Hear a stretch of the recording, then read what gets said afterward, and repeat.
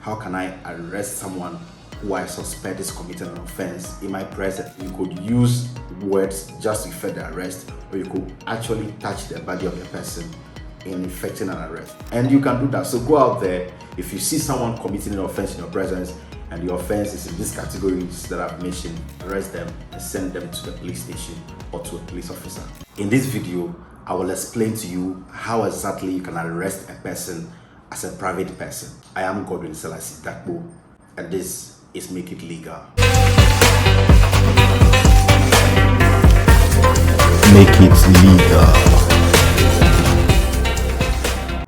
The question many of you have asked is, how can I, as a private person, arrest someone who I suspect is committing an offense in my presence? Now, the good news is that the law gives you the power as a private person to effect an arrest of a person who is committing a crime in your presence. Now, first of all, let's understand what the word arrest means.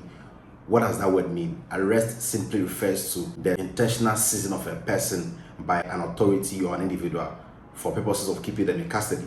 So you lawfully or intentionally approach someone and seize the person and prevent the person from moving or from exercising his right to move freely about.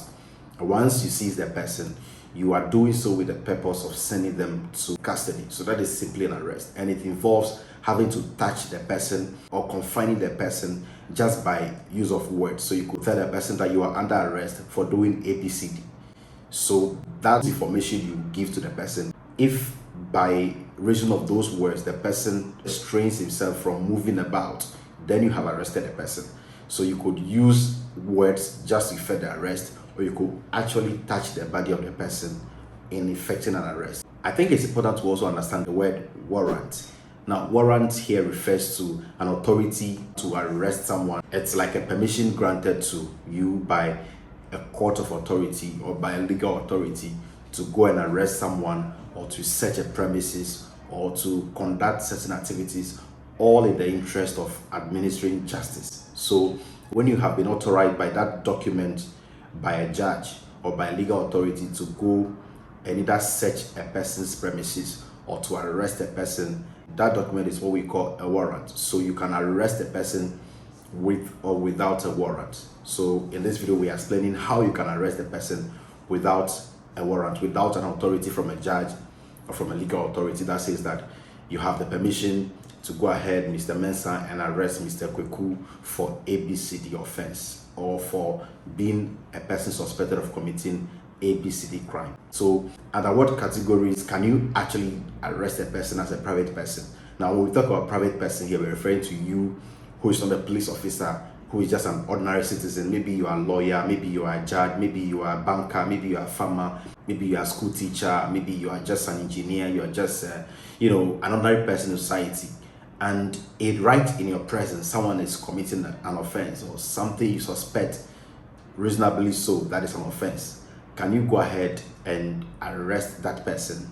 The answer is yes. But there are 5 categories of offenses that when a person is committing that offense in your presence, you have the right as an individual in the country to effect the arrest of that person. So let's look at the 5 categories now. 5 categories under which you can arrest a person you suspect is about to commit a crime or is committing an offense in your presence. Now, all these categories are provided for by a law referred to as the Criminal and Other Offences Procedure Act 1960, which the lawyer will call Act 30.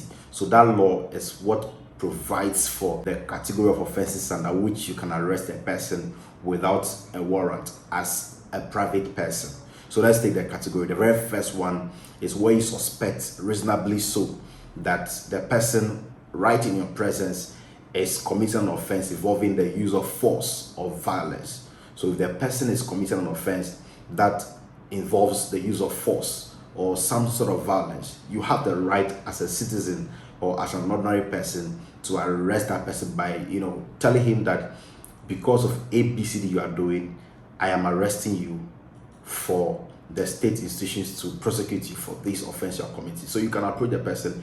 If he doesn't want to just succumb to the words of arrest, you can approach him and hold him tightly by the hand or by the belts or anywhere gently, and then you drag him right to a police officer or to the nearest police station. The second category of offenses, which when committed in your presence you can arrest the parties involved, is an offense by which a bodily harm is being caused to another person. So if what they are doing would result in an injury or bodily harm to another person, you have the obligation of the law, or you have a duty as a citizen or as an ordinary person in society in whose presence the act is being committed, to arrest the party who is suspected of causing the bodily harm to another person. The third category is the offense of stealing or fraud. Stealing is to take something which is not yours or of which you are not the owner. So if you take another person's laptop and you are not the owner of that laptop, you are guilty of stealing. So if I see you right in my presence, I know this laptop belongs to Kofi Mensah, and I realize that you are taking it away in a manner that looks suspicious, that you are stealing it, have the right to immediately arrest you and take you to the police officer or to the nearest police station. The fourth category is an offense that involves injury to a public property. Property belonging to the public cannot just be, taken away unlawfully or be damaged.